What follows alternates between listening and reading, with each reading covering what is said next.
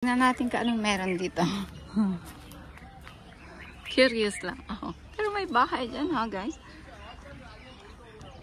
Let's see what's in here. I'm just curious. Kung anong meron dito.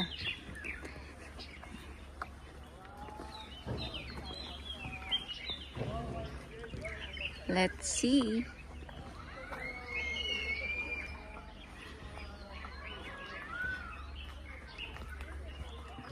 Pero parang nakakatakot na, no?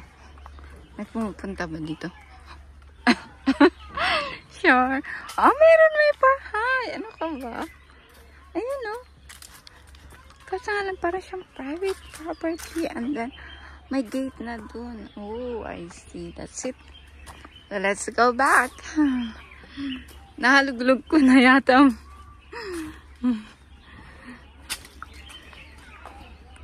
Nakakatuwa lang. Nakakatuwa lang mag-isang mag-hiking. Kahit saan ka sumuot, okay lang. You know, residential house.